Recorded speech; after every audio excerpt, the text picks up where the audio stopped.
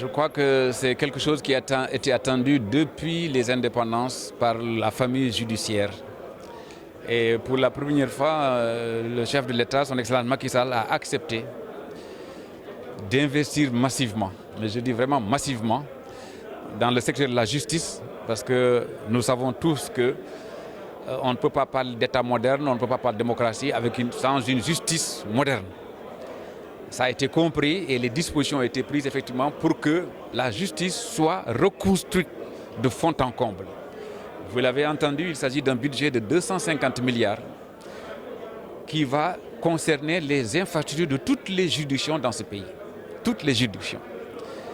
Et comme j'ai eu à le dire dernièrement également, vous savez, le Rebeuss, la prison de Rebeuss sera transférée et à la place, on va construire ce qu'on appelle la cité de la justice qui regroupera la chancellerie, c'est-à-dire le ministère de la Justice, la Cour suprême, l'ordre des avocats, les notaires, bref, tous ceux qui effectivement, tous les acteurs de la justice. Et ces réformes également, on va construire, je crois que vous avez entendu, 9 prisons. Et également la direction de l'éducation surveillée pour une meilleure prise en charge de nos enfants qui sont en difficulté ou effectivement en conflit avec la loi. Bref, je pense que dans 6 ans, c'est-à-dire à la fin de ces travaux, la justice au Sénégal, au niveau infrastructure, sera vraiment dans les standards les plus élevés au niveau mondial. Le bracelet électronique, effectivement, c'est très technique. Et je crois que, parce qu'effectivement, ce sera fait sur la base des satellites. Donc, je ne suis pas un technicien donc, pour rentrer dans les détails. Je pense que le DAP pourra vous expliquer de façon plus conséquente là-dessus. Mais effectivement, il s'agit d'une innovation majeure. Une innovation majeure, effectivement, qui va contribuer au désencombrement de nos prisons. Parce que ce qui fait que désormais, dès l'instant que la personne remplit ces conditions de représentativité, bien entendu, elle pourra, à sa demande, c'est-à-dire qu'encore une fois, je tiens à le préciser, ce n'est pas obligatoire. C'est-à-dire qu'il appartiendra au juge, soit d'instruction, soit d'exécution des peines, de proposer à la personne, si elle estime que cette personne-là remplit les conditions, la possibilité de lui mettre le bracelet électronique pour qu'elle puisse continuer de vivre sa vie normalement. Cette personne peut accepter comme elle peut refuser. Mais je pense que les personnes notamment accepteront quelque chose qui vous permet effectivement de garder votre travail, de rester dans votre famille et surtout le bracelet est extrêmement discret. Extrêmement discret. Il y a peut-être votre épouse et ceux qui vivent avec vous qui le sauront. Mais dans la rue, si vous sortez, personne ne saura effectivement que vous avez le bracelet électronique. Donc il s'agit d'une réforme majeure qui participe effectivement de la protection des droits de l'homme dans notre pays. Parce que vous savez également, dernièrement, notre pays a été noté de façon extrêmement positive dans le domaine justement du respect, des droits humains.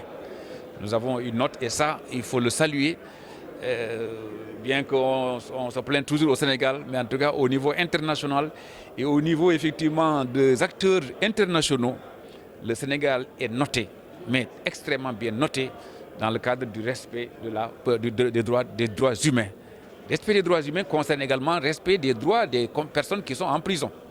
Parce que je le répète encore une fois, une personne en prison, elle est privée d'un seul droit, celui de sortir, d'aller et de venir. Mais tous les autres droits, elle les conserve. Et ça, il est important que ces droits également soient respectés. Et je pense que nous sommes en train de faire le maximum pour que les droits de tout un chacun soient respectés dans ce pays-là. Vous savez, je pense que cet organe est parti pour bien réussir, pour la simple raison que son concepteur, celui qui était, comme on dit, qui a porté le bébé, de la théorie jusqu'à la pratique, c'était le directeur adjoint des affaires criminelles et des grâces, M. Morngom, qui est un procureur. Et c'est lui qui a été désigné comme directeur de cette structure-là. Vous savez, il ne vous a pas échappé très souvent. Vous voyez devant les commissariats de police, ou bien un peu partout, des véhicules de valeur qui sont saisis et qui restent dans la rue et parfois justement qu'elles sont abandonnées.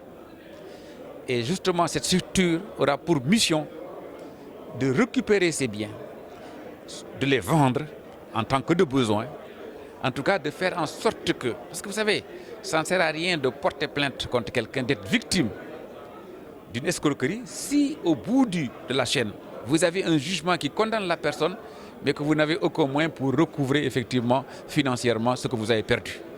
Et cette structure-là, justement, permettra aux parties civiles de récupérer plus facilement les montants pour lesquels effectivement l'autre partie a été condamnée. Donc je pense que c'est une structure qui vient à son heure et c'est une structure justement de toute façon qui était exigée par nos partenaires internationaux et désormais elle est sur place, ce qui fait que à ce niveau, nous avons respecté tous nos engagements au niveau de nos partenaires étrangers, au niveau de la sous-région.